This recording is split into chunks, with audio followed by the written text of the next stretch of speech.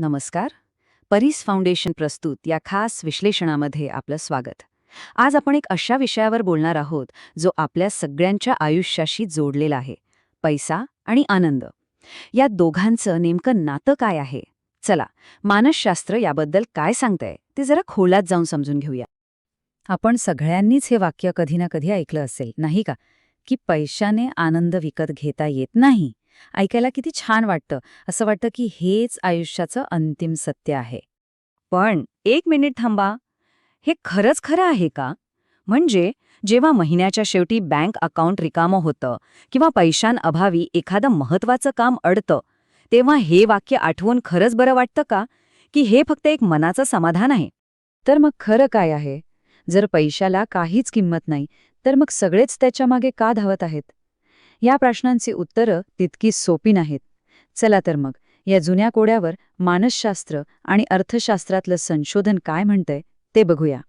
आणि मानसशास्त्राचं उत्तर खूपच इंटरेस्टिंग आहे. उत्तर आहे हो, पैसा आनंद विकत घेऊ शकतो, पण, आणि हा पण इथे खूप महत्वाचा आहे, तो आनंद फक्त एका विशिष्ट मर्यादेपर्यंतच विकत घेता येतो. या मर्यादेला मानसशास्त्राच्या भाषेत इन्कम सॅच्युरेशन पॉइंट असं म्हणतात. सोप्या शब्दात सांगायचं तर हा तो बिंदू आहे जिथे तुमचं उत्पन्न वाढलं तरी तुमच्या रोजच्या आनंदात किंवा भावनिक समाधानात काही विशेष फरक पडत नाही. जोवर मूलभूत गरजा पूर्ण होत नाहीत तोवर प्रत्येक रुपया महत्वाचा वाटतो, पण त्यानंतर नाही. आणि हे वाक्य बघा, ही संकल्पना किती सुंदरपणे स्पष्ट करतं की उपाशी पोटासाठी पैसा देव असतो, पण भरलेल्या पोटासाठी तो फक्त कागद असतो. म्हणजे एकदा का अन्न, वस्त्र, निवारा, आरोग्य, शिक्षण यांसारख्या गरजा पूर्ण झाल्या की मग पैशाचं महत्त्व आपल्या आनंदाच्या बाबतीत कमी व्हायला लागतं. आता ही केवळ एक थिअरी नाहीये, तर यावर जगभरात मोठं संशोधन झालेलं आहे. चला तर मग हा जो इन्कम सॅच्युरेशन पॉइंट आहे तो जागतिक आणि आपल्या भारतीय संदर्भात काही आकड्यांमधून समजून घेऊ. तर प्रिन्स्टन युनिव्हर्सिटीचे नोबेल पुरस्कार विजेते डॅनियल काहनेमन आणि अँगस डीटन यांनी यावर एक प्रसिद्ध अभ्यास केला आहे. त्यांच्या मते जागतिक स्तरावर हा आकडा आहे वर्षाला $75,000. म्हणजे आपल्या भारतीय रुपयांमध्ये बोलायचं झालं तर साधारणपणे 60 ते 65 लाख रुपये. इथपर्यंत पैसा थेटपणे आपलं सुख आणि समाधान वाढवतो. पण प्रश्न हा आहे की याच्यापुढे पगार वाढला तरी रोजचा आनंद का वाढत नाही? याचं कारण आहे हेडॉनिक अडॅप्टेशन. याचा सरळ सरळ अर्थ असा आहे की माणसाचा स्वभावच आहे, त्याला चांगल्या गोष्टींची, सुखसोयींची पटकन सवय होऊन जाते. मग ती नवीन गाडी असो किंवा मोठा बंगला, काही दिवसांनी त्याचं अप्रूप संपतं आणि आपल्या आनंदाची पातळी पुन्हा मूळ जागेवर येते. आता आपण भारतीय संदर्भात बोलूया.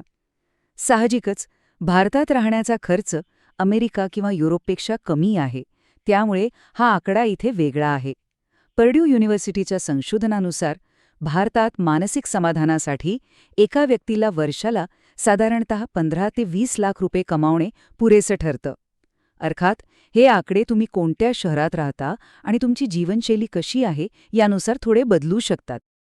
पण आपल्याकडे एक वेगळीच गंमत आहे, एक वेगळी सामाजिक अडचण आहे. ती म्हणजे तुलना. इथे दुःख गरजा पूर्ण न झाल्याचं नसतं, तर शेजारच्याने नवीन गाडी घेतली आणि माझ्याकडे अजून जुनीच आहे याचं असतं. आपण आपली सामाजिक प्रतिष्ठा पैशाशी इतकी जोडली आहे की तो सॅच्युरेशन पॉइंट ओलांडूनही आपण धावतच राहतो आणि नेमकं तिथेच आपला आनंद हरवून बसतो. तर मग याचा अर्थ असा मुळीच नाही की पैसे कमवूच नयेत. पैसे नक्की कमवा, पण ते अशा पद्धतीने वापरा की आनंद कमी होण्याऐवजी तो वाढत जाईल. त्यासाठी मानसशास्त्र आपल्याला पैसे खर्च करण्याचे काही स्मार्ट नियम सांगतं. चला, आनंदी खर्चाच्या या 3 नियमांवर एक नजर टाकूया. हे 3 नियम खूप सोपे आहेत, पण तितकेच प्रभावी. पहिला नियम आहे तुमचा पुरेसे म्हणजे इनफ पॉइंट नक्की करा. म्हणजे इतरांशी स्पर्धा करण्याऐवजी आपल्याला स्वतःला समाधानी राहण्यासाठी खरंच किती गरजेचं आहे हे ओळखणं. दुसरा नियम वस्तूंवर नाही तर अनुभवांवर खर्च करा. आणि तिसरा, शक्य असेल तर पैसे देऊन आपला वेळ विकत घ्या. म्हणजे जी कामं आपल्याला आवडत नाहीत ती दुसऱ्यांकडून करून घेणं, जेणेकरून तो वेळ आपण आपल्या आवडीच्या गोष्टींसाठी वापरू शकू. यातला दुसरा नियम तर खूपच महत्वाचा आहे. इथे बघा, एखादा नवीन मोबाईल किंवा टीव्ही घेतल्यावर मिळणारा आनंद काही महिन्यातच संपतो. लगेच त्याची तुलना बाजारात आलेल्या नवीन मॉडेलशी सुरू होते. पण याउलट मित्रांसोबत केलेल्या एखाद्या ट्रिपवर किंवा एखादी नवीन गोष्ट शिकण्यावर खर्च केलेले पैसे आपल्याला आयुष्यभराच्या आठवणी देतात. अनुभवांमधून मिळणारा आनंद वेळेनुसार कमी होत नाही, उलट तो वाढतच जातो. तर मग या सगळ्या चर्चेतून आपण काय शिकलो? निष्कर्ष अगदी सोपा आहे. पैसा हे आनंदापर्यंत पोहोचण्याचे एक साधन आहे. ते अंतिम साध्य नाही. It's a tool, not the destination.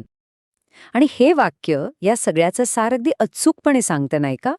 की पैशाने तुम्हाला मऊ गादी नक्कीच विकत घेता येईल, पण शांत झोप नाही.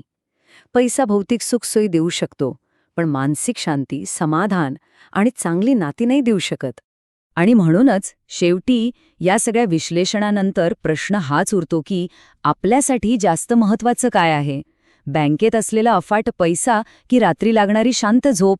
याचं उत्तर प्रत्येकाने स्वतःसाठी शोधायचं आहे. यावर नक्की विचार करा. मनाचे खेळ या सदरामधून हे विश्लेषण आपल्यापर्यंत आणलं आहे डॉक्टर अजित पाटील यांनी. अधिक माहितीसाठी आपण त्यांच्याशी संपर्क साधू शकता. परीस फाउंडेशनतर्फे धन्यवाद. मनाचे खेळ, परीस फाउंडेशन.